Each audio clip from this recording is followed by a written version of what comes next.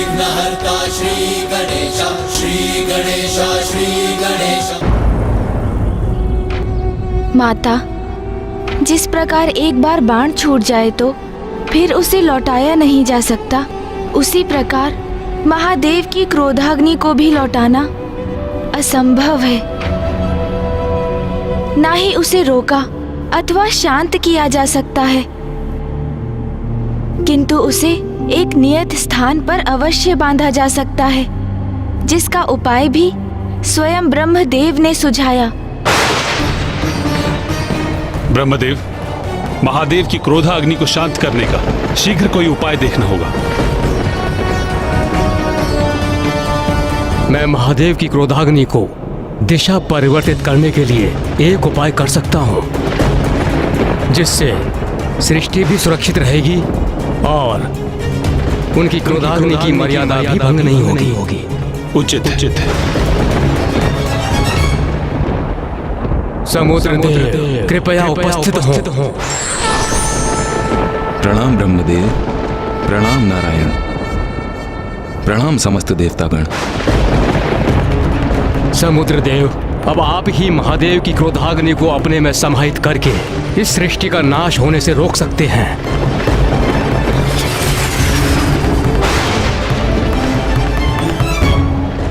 ब्रह्मदेव, आपका आदेश है तो मैं इस क्रोधाग्नि को अपने जल में अवश्य समाहित कर लूंगा, किंतु उसके प्रभाव को शांत करने की क्षमता मेरे जल में नहीं है।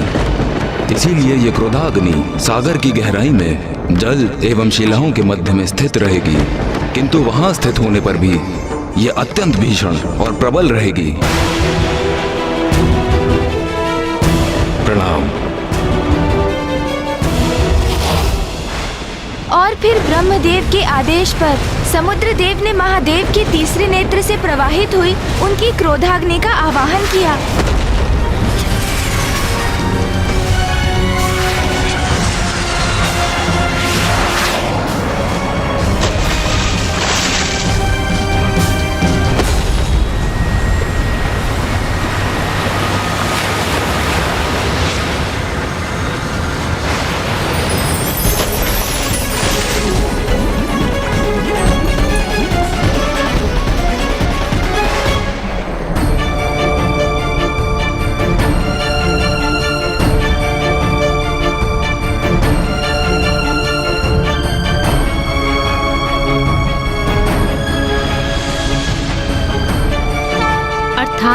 ब्रह्मदेव की युक्ति से और समुद्रदेव द्वारा अपने दायित्व के निर्वहन से सृष्टि की रक्षा हो गई, और उधर गुफा के भीतर माता और महादेव की दृष्टि एक दूसरे के ऊपर जा चुकी थी, अर्थात अब सब कुशल होने वाला था।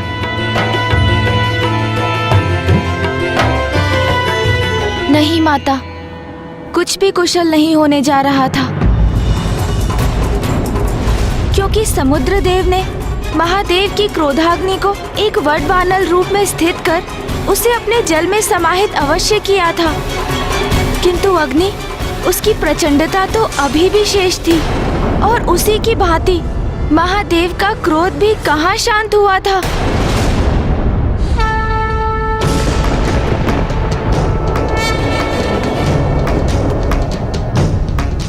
अंततः महायोगी जी अपने चिर ध्यान से बाहर आ ही गए।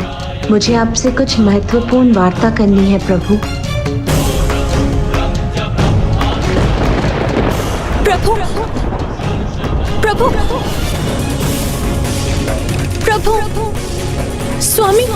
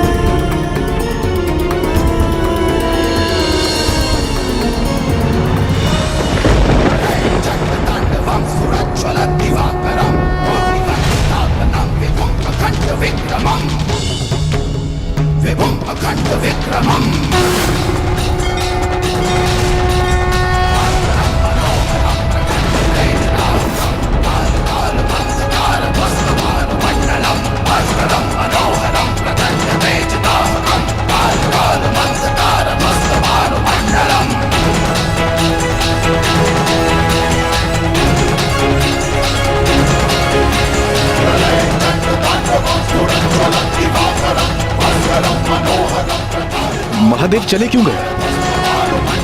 अब तो उन्होंने माता पार्वती को अवश्य देख लिया होगा। तो इस प्रकार जाने का कारण क्या हो सकता है? उनकी क्रोधाग्नि का प्रभाव भले ही सीमित हो गया है, किंतु उनका क्रोध कामदेव को भस्म करने के पश्चात भी शांत नहीं हुआ है।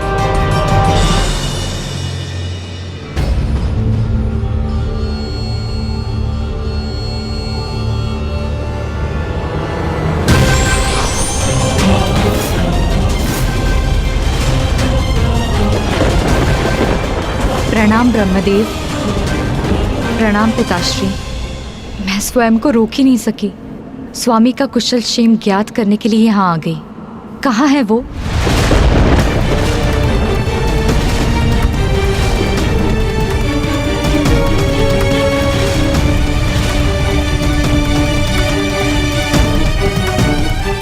अब सभी इतने शांत क्यों हैं? कुछ कहते क्यों नहीं? स्वामी कहाँ है?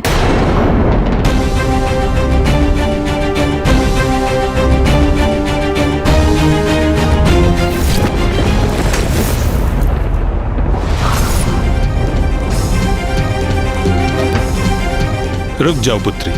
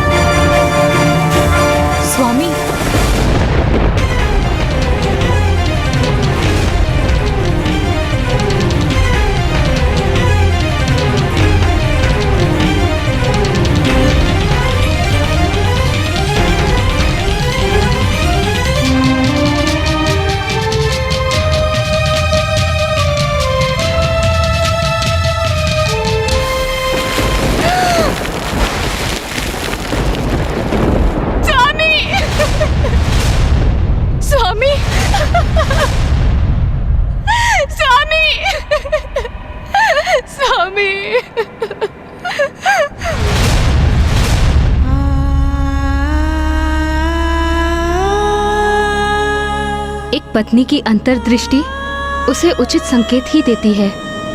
उसे संकट का पूर्वाभास हो ही जाता है। इसलिए देवी रति का कामदेव को रोकना उचित था। हाँ माता, एक पत्नी, एक माँ और एक स्त्री की अंतर्दृष्टि तो सदा उचित होती है, किंतु अब तो बहुत देर हो चुकी थी। एक ओर तो कामदेव ने महादेव और माता पार्वती को एक साथ लाने के प्रयास में स्वयं के प्राण गंवा दिए थे, तो वहीं दूसरी ओर महादेव माता पार्वती को देखकर भी उन्हें अनदेखा कर वहां से चले गए। और गुफा के मुख में देवी रति एक भिन्न सत्य को लेकर शोकाकुल थी। माता के विपरीत उनका संपूर्ण जीवन बिखर चुका था। स्वामी! स्वामी! स्वामी! स्वामी! स्वामी! पुत्री रति, पुत्री, स्वामी, मैंने कहा था आपसे कि मुझे अपशकुन का आभास हो रहा है, परंतु आपने मेरी एक नहीं सुनी। किंतु मुझे आपको यहाँ आने ही नहीं देना चाहिए था। अब मैं क्या करूं स्वामी, अब मैं क्या करूं? कैसे लौटाऊं मैं आपको स्वामी? यदि मैं समय चक्र लौटा सकती तो अवश्य लौटा देती। हम प्रसन्न थे, आनंदित थे, हर्षित थे, प्रेम की लय में बंधे थे। और आप मेरा श्रृंगार कर रहे थे।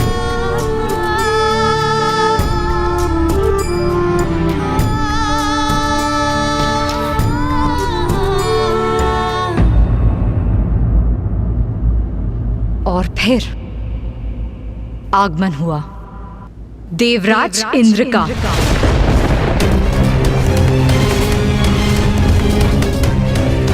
देवराज इंद्र वहां पहुंचे।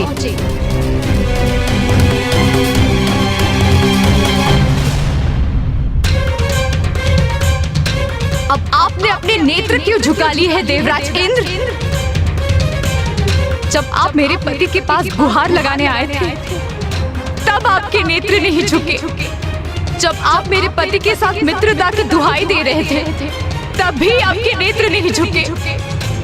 जब आपने जगत कल्याण और देवताओं के रक्षा का कारण बताकर मेरे स्वामी को विवश किया था तब भी आपके नेत्र नहीं झुके।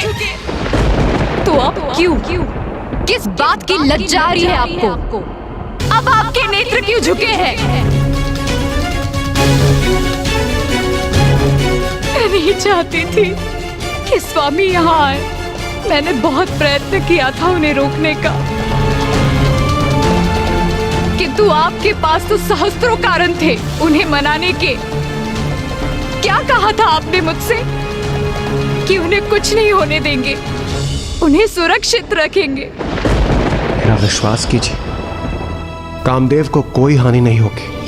वचन दिया था ना आपने इंद्रदेव, तो क्या हुआ उस वचन का?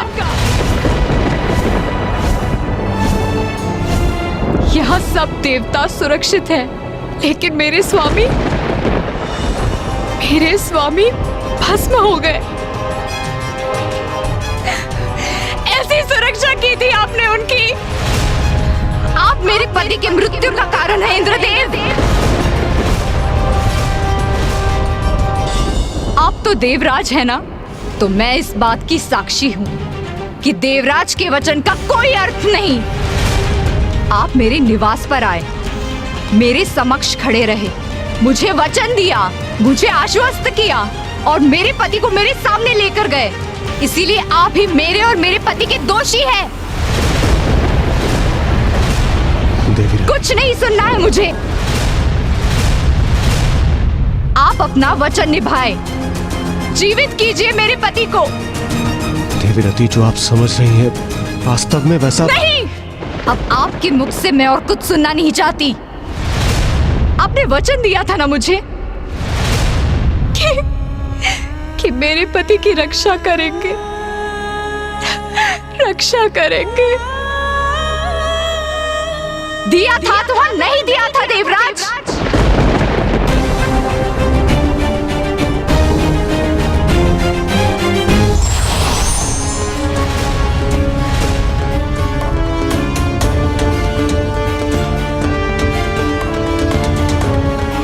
उत्तर दीजिए देवराज इंद्र, मेरी पुत्री आपसे प्रश्न पूछ रही है, उसका उत्तर दीजिए। देखिए देखिए क्या हो गया मेरे पति को।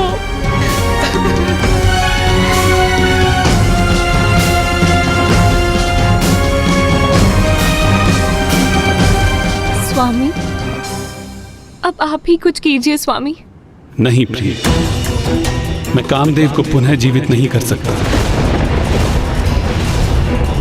उनका अंत महादेव की क्रोधाग्नि से हुआ है और मैं महादेव की इच्छा के विरुद्ध नहीं जा सकता।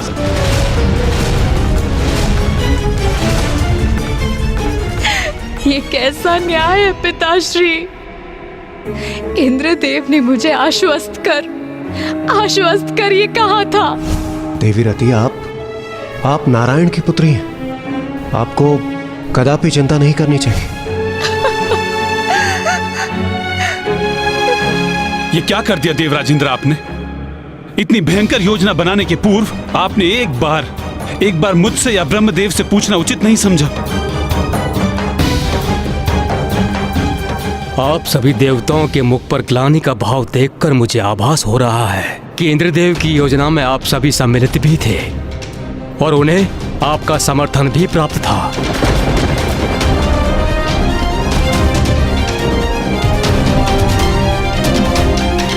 वाह इंद्रदेव वाह, आज तो आपने सभी सीमाओं का उल्लंघन कर दिया। सूर्यदेव, अग्निदेव, वरुण देव, वायुदेव, आप सभी इंद्रदेव के साथ थे ना? आप सबकी सहमति प्राप्त थी उन्हें, फिर एकमात्र मेरे पति दंड के भागी क्यों बने? महादेव की क्रोधाग्नि से मेरे पति की रक्षा करने क्यों नहीं आए आप लोग? क्यों नहीं आए? देवी रति, मैं यहीं उपस्थित था किंतु सब कुछ पलक झपकते ही हो गया, और जो कुछ भी हुआ ये उचित नहीं है। किंतु मुझे कदापि ज्ञात नहीं था कामदेव के बाण से महादेव की क्रोधाग्नि जागृत हो जाएगी। क्या कल्पना भी नहीं की थी आपने? मैंने स्वयं आपसे कहा था कि महादेव महायोगी हैं, उन्हें कोई भी, मेरे पति कामदेव भी, काम भावना के वश में नहीं कर सकते। जो सत्य मैं भली भांति समझती हूँ, उस सत्य का आभास भी नहीं हुआ आपको? फिर कैसे देवराज इंद्र है आप?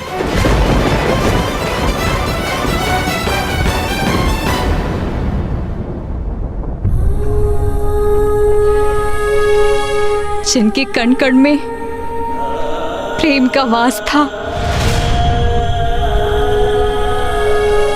संसार में प्रेम की रासलीला जागृत किया करते थे।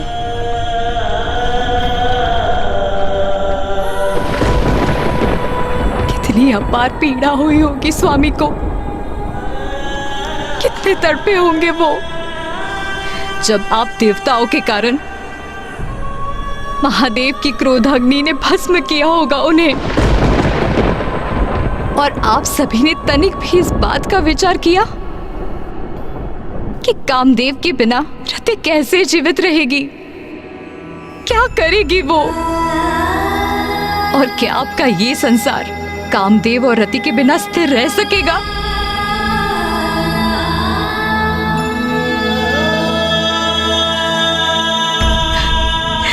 क्या हमारे बिना संसार में नवीन प्राणियों का जन्म हो सकेगा?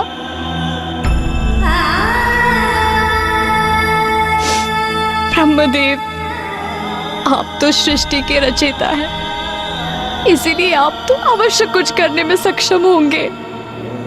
फिर आप कृपा करके मेरे पति को पुनर्जीवित कर दीजिए ब्रह्मदेव, पुनर्जीवित कर दीजिए।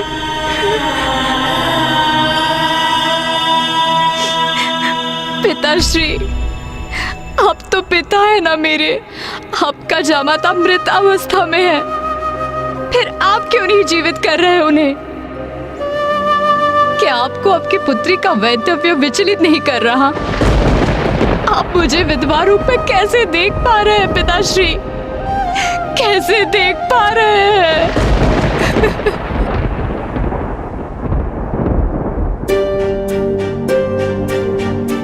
नाथ, हमारी पुत्री बहुत कष्ट में है, उसका कष्ट दूर करने का कोई उपाय कीजिए। नहीं प्रिय, इसमें मैं सर्वथा असमर्थ हूं।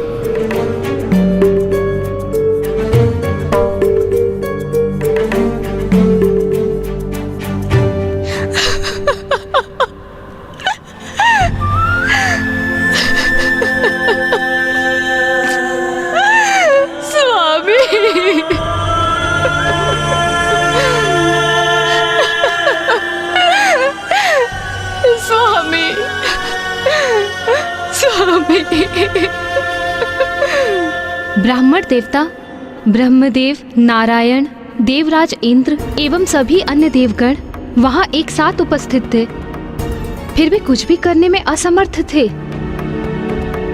एक पत्नी होने के नाते मैं देवी रति की पीड़ा की कल्पना भी नहीं कर सकती।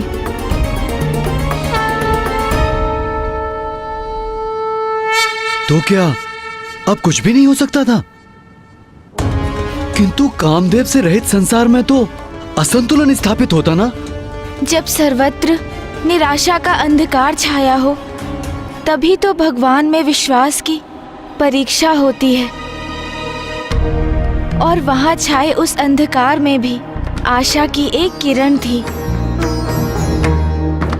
ब्रह्मदेव और नारायण को ये भली भांति ज्ञात था कि यदि उस स्थिति को सुधारने हेतु कोई कुछ कर सकता था तो वो एकमात्र माता आदि शक्ति ही थी। अपने आवेश में महादेव गुफा से बाहर निकल गए, किंतु माता वो तो अपने पूर्व काल की स्मृतियों और महादेव के सानिध्य में बिताए गए पलों के विचार में डूबी उस गुफा में ही स्थित थी। देवी पार्वती, अब समय आ गया है, स्वयं को पहचानिए, क्योंकि अब आगे जो कुछ भी करना है आपको ही करना है।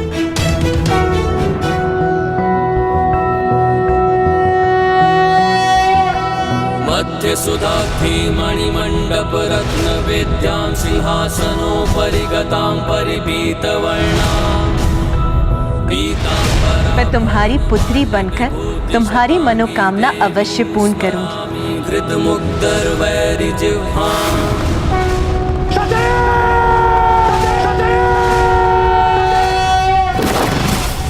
जिसे सदैव भूत प्रेत पिशाचों से घिरे रहना प्रिय हो, वो मंगलकारी कैसे हो सकता है? अरे वो तो अमंगलकारी है। मेरे पिता के यहाँ यज्ञ का आयोजन है, हमें वहाँ जाना चाहिए। नहीं सती, बिना निमंत्रण कहीं भी जाना अहित को आमंत्रण देना है।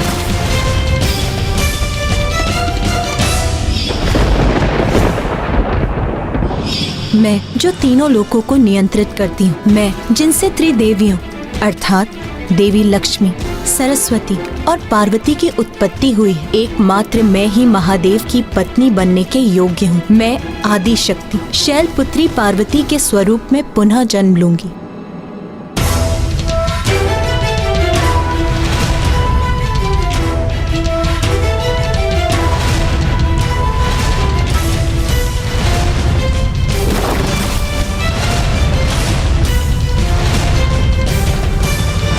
महाराज, कोई भी त्याग कभी व्यर्थ नहीं जाता। सबसे बड़ी परीक्षा में भी माता और महादेव की कोई ना कोई लीला छिपी ही होती है। और ये अंत कहाँ था? ये तो मात्र एक आरंभ था, क्योंकि अब माता पार्वती को अपने वास्तविक परिचय का आभास हो गया था। उन्हें ज्ञात हो गया था कि वो ही माता आदि शक्ति है, जो समस्त देवताओं को पूर्व से ही ज्ञात था। उस सत्य से अब माता पार्वती का भी परिचय हो ही गया था। किंतु देवता ही नहीं, अट्टासुर के सूचित करने पर तारकासुर अब इस सत्य को लेकर सचेत हो गया था और अब वो किसी प्रकार की असावधानी नहीं करने वाला था।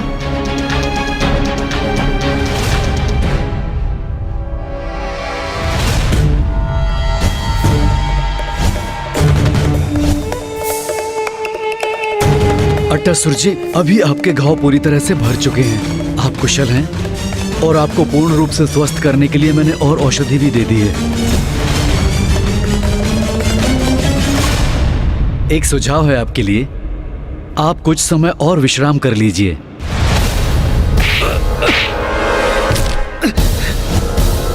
विश्राम? अब तो तभी विश्राम करूंगा जब मेरी मृत्यु होगी।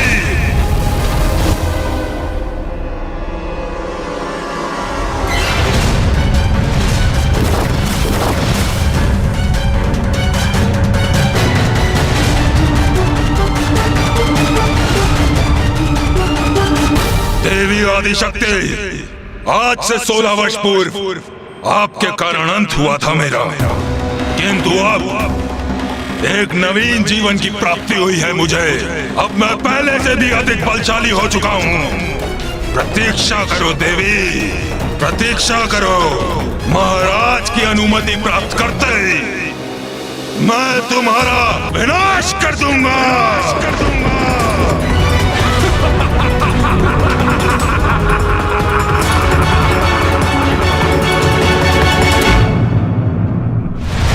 महाराज, अब मैं सर्वथा कुशल हूं और मेरी शक्तियां भी लौट आई हैं। आप मुझे जाने की अनुमति दें ताकि हम उन देवी शक्तियों को उचित शिक्षा का पाठ पढ़ा सकें। 16 वर्ष पूर्व भी तुमने यही कहा था टसर। जी महाराज, किंतु इस बार मैं अपनी शक्ति का उच्च प्रमाण दूंगा। इस बार मैं आपको कदापि निराश नहीं करूंगा महाराज। उचित है।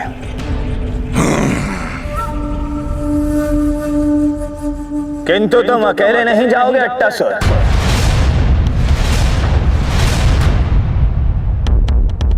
सैनिकों,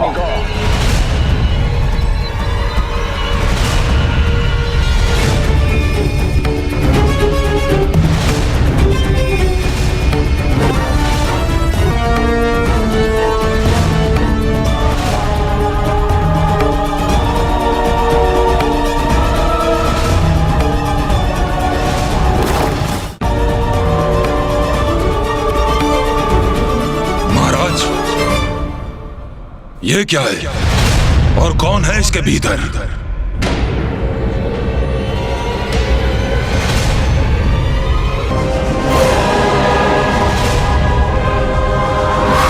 खोलो इसे।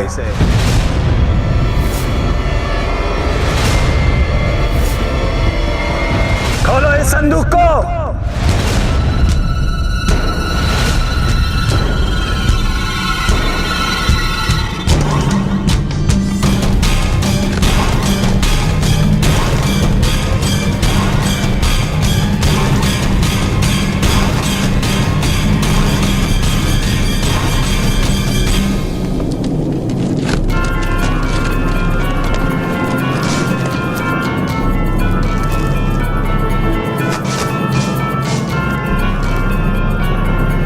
ये क्या महाराज, ये संदूक तो रिक्त है।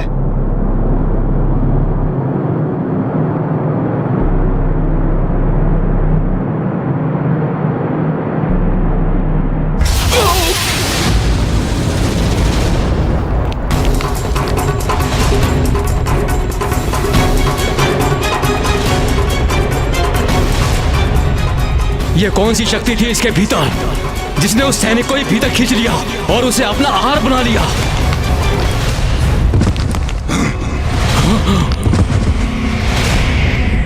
ये तो कोई भयंकर आसुरी शक्ति प्रतीत होती है। कारिका! कारिका!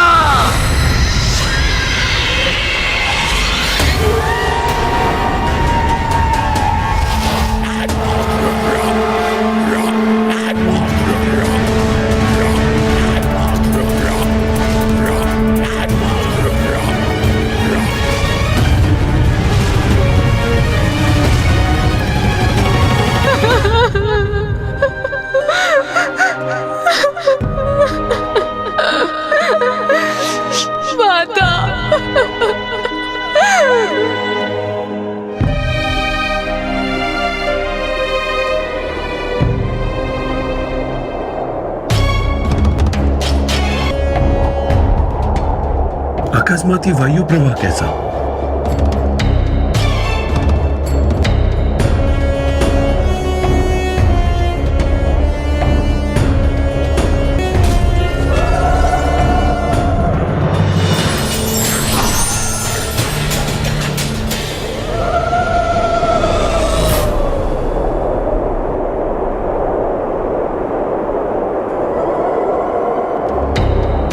अब वो समय आ गया है जिसकी हमें कब से प्रतीक्षा थी।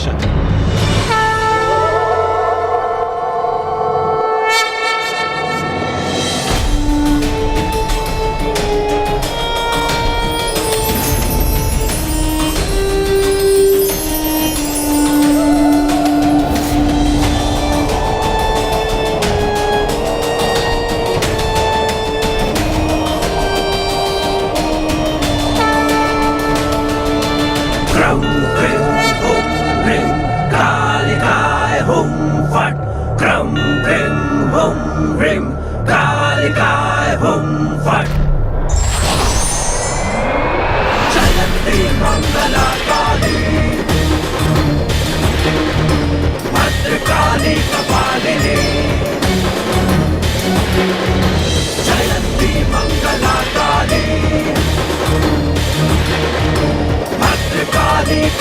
कपालिनी दुर्गा क्षमा शिवा दात्री स्वाहा स्वधा नमोस्तुते दुर्गा क्षमा शिवा दात्री स्वाहा स्वधा नमोस्तुते गौर स्वरूपा काली भवानी भद्रकाली चंद्रमुंड संहारी रक्त बीज कौमारी तू स्वाहा शक्तिशाली पेश मुक्त बलशाली खप्पर वाली कपाली कारिका कारिका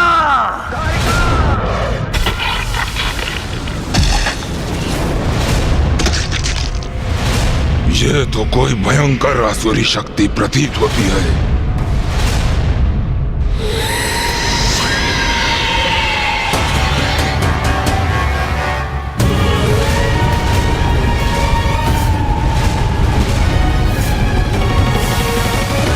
प्रणाम महाराज, आपने मुझे बुलाया? कहिए, क्या आदेश है मेरे लिए? एक अत्यंत महत्वपूर्ण कार्य तुम्हें सौंप रहा हूं मैं कारिका। जाओ, अट्टासुर के साथ जाओ, ढूंढो उस आदि देवी शक्ति को, और यदि अट्टासुर उस देवी का अंत करने में असमर्थ रहा तो तुम इस कार्य को पूर्ण करो।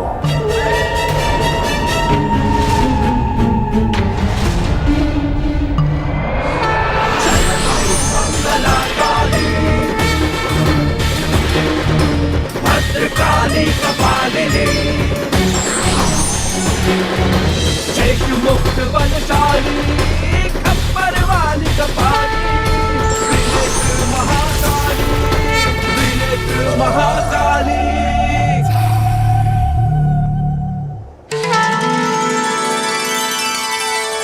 माता।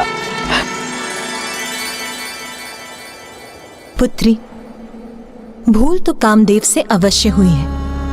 अपने पंच बाण से महादेव में काम जागृत करने का प्रयास करने की बहुत बड़ी भूल। वो महादेव जो स्वयं में ही रमते हैं, उनमें भला कोई काम जागृत करने का प्रयास कैसे कर सकता है? माते, स्वामी से भूल हुई, ये मैं स्वीकार करती हूँ, किंतु उन्होंने जो कुछ भी किया देवराज इंद्र की योजना के अनुसार किया, उनके आदेश पर ही किया। यदि माता का क्रोध जागृत हुआ तो अनर्थ हो जाएगा, क्योंकि उसके पश्चात न मैं देवराज इंद्र रहूंगा और न ही मेरा इंद्रलोक।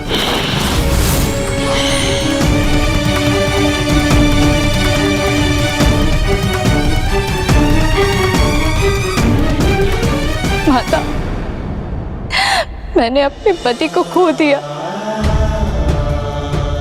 और सृष्टि ने कामदेव को। अब संसार का क्या होगा माता? कामदेव के बिना प्रजनन रुक जाएगा, सृष्टि में नवीन जीवन का संचार होना थम जाएगा, अनर्थ हो जाएगा माता, अनर्थ हो जाएगा।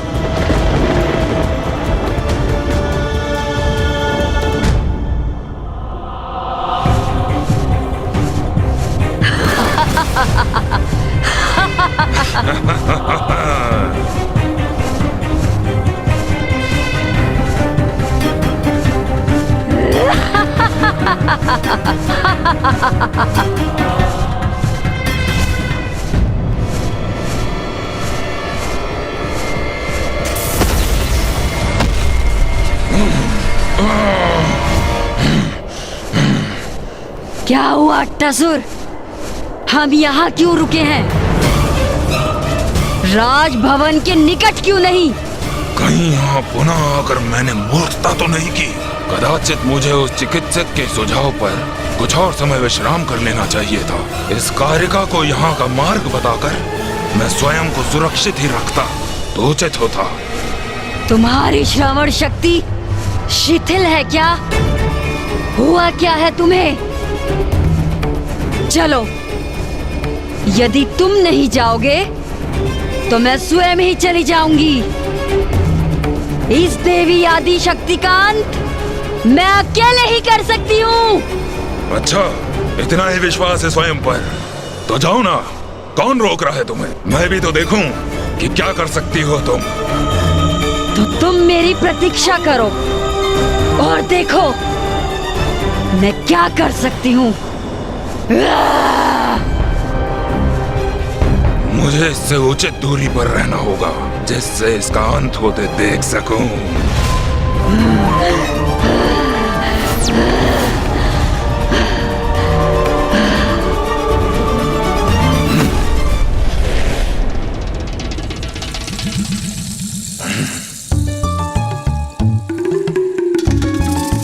उचित है, मेरे लिए यही स्थान उचित है।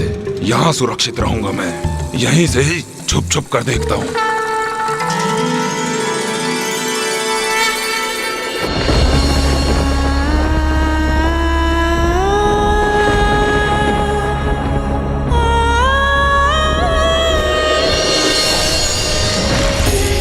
सरस्वतीं व्यासं ततो जयम् उदीरये।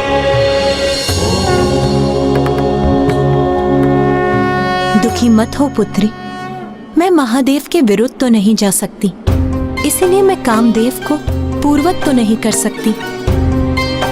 किंतु मैं तुम्हें ये वरदान देती हूँ कि कामदेव अदृश्य रूप में सृष्टि में सदा उपस्थित रहेंगे।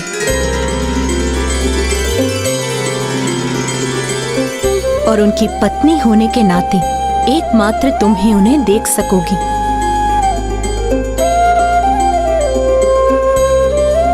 और द्वापर युग में नारायण के पूर्ण अवतार श्री कृष्ण के पुत्र प्रद्युमन के रूप में तुम्हें कामदेव का सदैव सानिध्य भी प्राप्त होगा।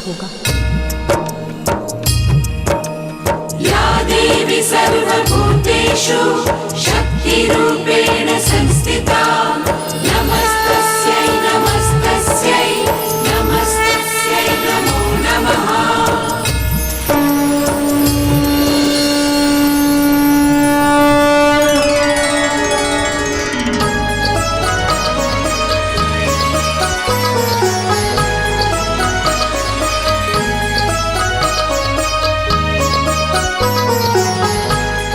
प्रणाम माता।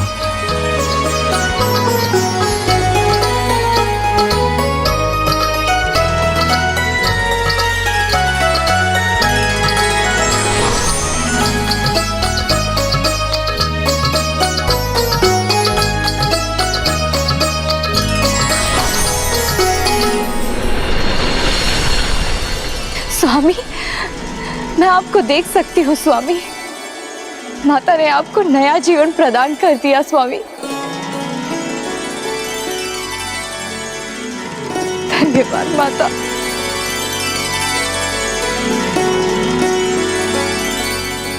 मुझे क्षमा कर दे माता।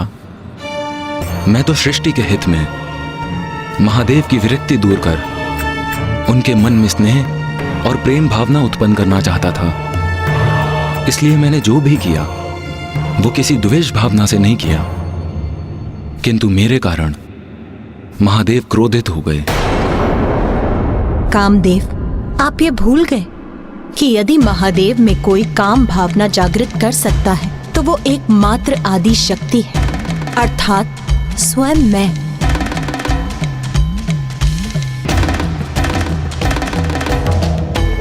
देवी रति,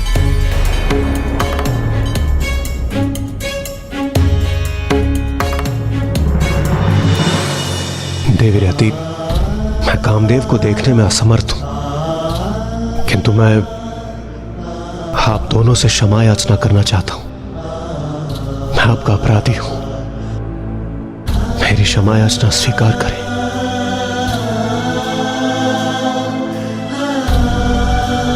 इंद्रदेव, माता आदिशक्ति के आशीर्वाद से मुझे स्वामी का साहित्य पुनः प्राप्त हो गया। संसार को कामदेव रति प्राप्त हो गए। माता की कृपा से मुझे मेरे स्वामी प्राप्त हो गए, वो पुनः अस्तित्व में आ गए। इसीलिए मैं अब किसी पर भी क्रोधित नहीं हूँ देवराजेंद्र। अब हमें आज्ञा दीजिए माता।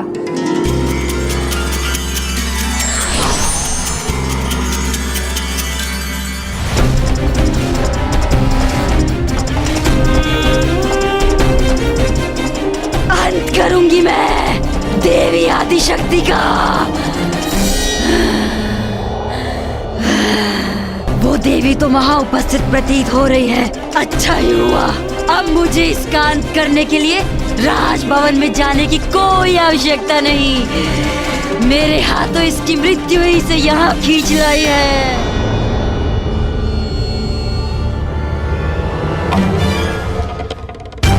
कारिका देवी शक्ति का अंत करेगी, फिर मैं उस दुष्ट कारिका का वध कर देवी आदिशक्ति के अंत का श्रेय ले लूंगा।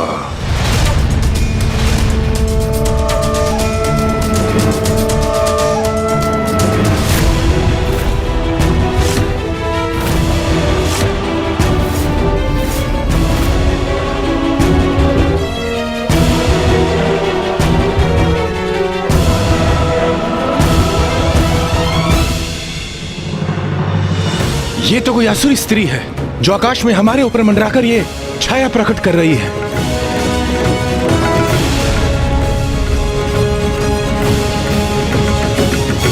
तारकासुर बहुत समय से शांत बैठा था।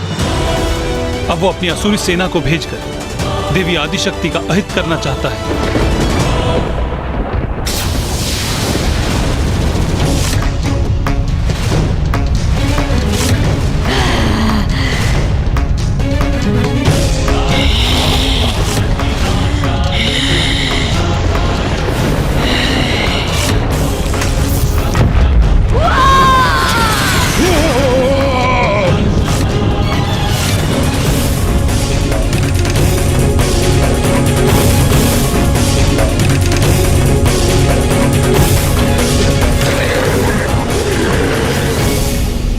ब्रह्मदेव, नारायण, ये क्या घटित हुआ?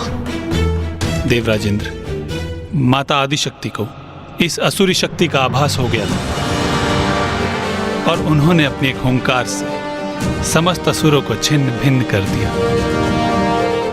एकमात्र आदिशक्ति ही ऐसा करने में सक्षम है।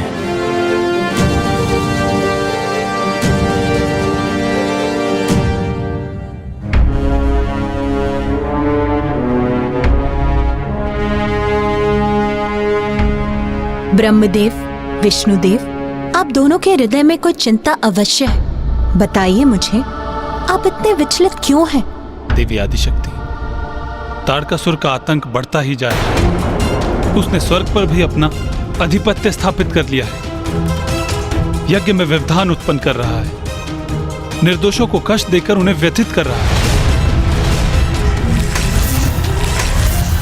तारकासुर का अंत आपके और महादेव के पुत्र के द्वारा ही संभव है। अब एकमात्र आप ही जो महादेव में काम भावना उत्पन्न कर उन्हें विरक्ति के भाव से बाहर ला सकते हैं। इसलिए तारकासुर के अंत के लिए, सृष्टि के हित के लिए आपका और महादेव का विवाह अनिवार्य है।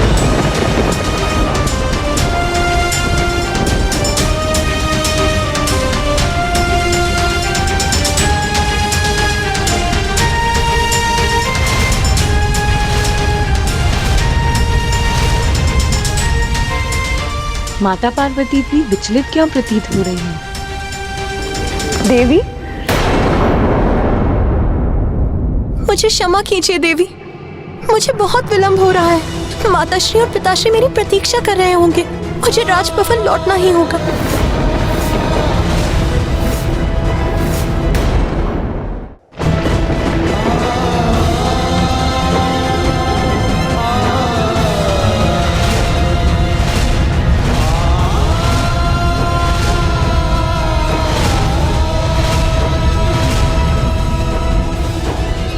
मैं कुछ समझा नहीं। माता पार्वती पुनः महाराज हिमावन की पुत्री के रूप में आ गई, किंतु क्यों? इसका कारण तो स्पष्ट है।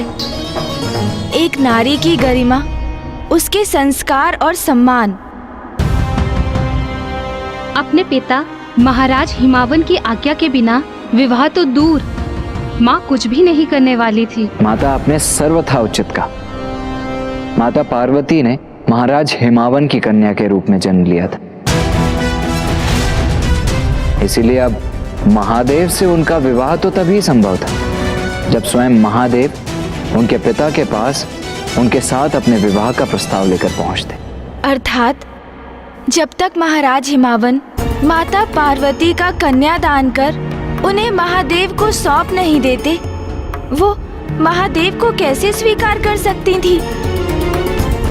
इसीलिए माता को स्वयं का वास्तविक परिचय ज्ञात होने के बाद भी महाराज हिमावन के राजभवन लौट गईं।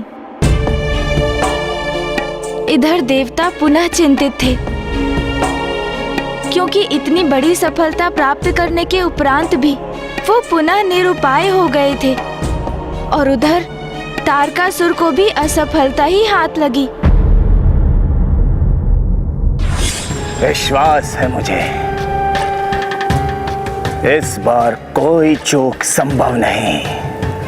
अट्टासुर को ज्ञात है कि देवी आदिशक्ति कहाँ स्थित है और उससे प्रतिशोध लेने के लिए तत्पर है वो। और उसके साथ मैंने उस असुरी कारिका को भी भेजा है। अब किसी भी क्षण उनमें से कोई उस आदि देवी शक्ति के अंत की शुभ सूचना लेकर अवश्य ही आता होगा। अवश्य।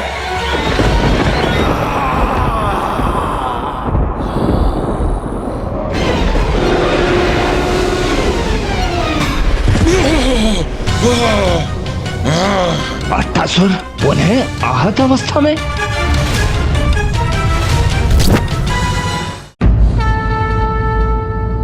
ब्रह्मदेव, नारायण, अब तक तो महादेव और माता पार्वती का एक दूसरे को ना देखना ही हमारे लिए सबसे बड़ी चिंता का विषय था। किंतु हमें आशा थी कि दर्शन प्राप्त कर वो एक दूसरे का सानिध्य प्राप्त कर लेंगे, किंतु यहां तो सब कुछ हमारी आशाओं के विपरीत हो रहा है। एक और महादेव माता पार्वती को देखते ही कहीं और प्रस्थान कर गए, और माता भी पुनः अपने पिता के घर लौट गई।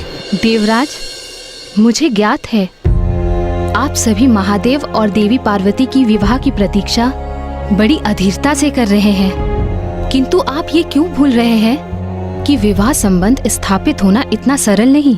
विवाह होना इतना सरल नहीं अर्थात? वायुदेव, विवाह संबंध विधि विधान और इस संबंध की मर्यादा हम स्त्रियां ही भली भांति समझ सकती हैं, क्योंकि महादेव और देवी पार्वती की दृष्टि एक दूसरे पर गई अवश्य, किंतु इसका अर्थ ये नहीं कि वो तभी गंधर्व विवाह संपन्न कर लेते। अर्थात माता? विवाह संबंध स्थापित करने हेतु मर्यादा अनुसार सर्वप्रथम वर पक्ष की ओर से कन्या के लिए विवाह का प्रस्ताव आना अनिवार्य होता है। अर्थात देवी पार्वती से विवाह करने हेतु महादेव को अपनी ओर से विवाह का प्रस्ताव देवी पार्वती के पिता महाराज हिमावन तक भिजवाना होगा। किंतु माता, जिस प्रकार क्रोधावेश में महादेव यहाँ से प्रस्थान किए, उससे तो यही प्रतीत होता है कि विवाह में उनकी तनिक भी रुचि नहीं। तो फिर वो विवाह का प्रस्ताव क्यों भेजेंगे? देवी लक्ष्मी, प्रतीत होता है कि हम देवियों को ही देवताओं को सब समझाना होगा। हाँ देवी सरस्वती, इतने दिग्गज, ज्ञानी और शक्तिशाली देवता होकर भी विवाह अर्थात गृहस्थ जीवन के आरंभ की अधूरी ही समझ है इन्हें। देवगण, आप सभी ये क्यों भूल रहे हैं कि महादेव देवी सती को खोने की प्रचंड पीड़ा को सहन करने के उपरांत सभी सांसारिक क्रियाकलापों से विरक्त हो गए हैं, किंतु अब क्षण भर के लिए ही सही महादेव को देवी पार्वती की एक झलक अवश्य प्राप्त हुई थी। तो महादेव के मन में भी देवी पार्वती के लिए प्रबल आकर्षण अवश्य उत्पन्न हुआ होगा। हमें महादेव के मन को टटोलकर बड़ी ही सावधानी और संवेदनशीलता से उन्हें समझाना होगा, अन्यथा उनका कोप जागृत हो सकता है।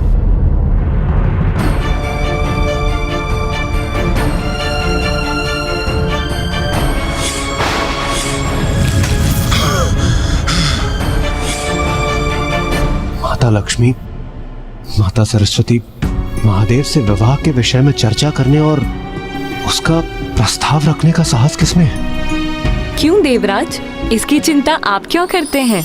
इसके लिए नारायण है ना। मैं? परंतु मुझे ये सौभाग्य क्यों प्राप्त हो? इसलिए स्वामी, क्योंकि आप कन्या के भ्राता जो हैं।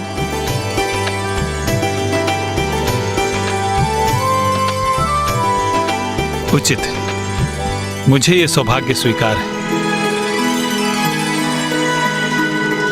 नाथ, आप तो महादेव के समक्ष जाने के लिए आतुर हो गए, किंतु इसका विचार किया है कि आप उन्हें कहेंगे क्या? इस पर भी तनिक विमर्श कर लीजिए। उचित है प्रिय। महादेव की ओर से महाराज हिमावन के पास देवी आदिशक्ति के विवाह का प्रस्ताव बाद में जाएगा। उसके पूर्व मैं देवी आदिशक्ति के विवाह का ऐसा प्रस्ताव महादेव के पास लेके जाऊंगा जिसे वह स्वीकार नहीं कर पाएंगे। तो क्या नारायण महादेव के पास ये विवाह प्रस्ताव लेकर पहुंचे? हाँ माँ, और नारायण तो नारायण, और अब तो वो अपनी बहन के विवाह का प्रस्ताव लेकर महादेव के निकट पहुंचे थे। तो महादेव ने श्री हरि नारायण का प्रस्ताव स्वीकार कर लिया? महादेव, मेरी बहन पार्वती, हम उसके विवाह का प्रस्ताव लेके आपके पास आए। नहीं, ये मुझे स्वीकार नहीं, ये मुझे स्वीकार नहीं, ये मुझे स्वीकार नहीं। किंतु महादेव ने प्रस्ताव को अस्वीकार क्यों कर दिया? माता को स्वयं के ब्रह्मचारिणी रूप के सत्य को भी अभी सिद्ध करना शेष था।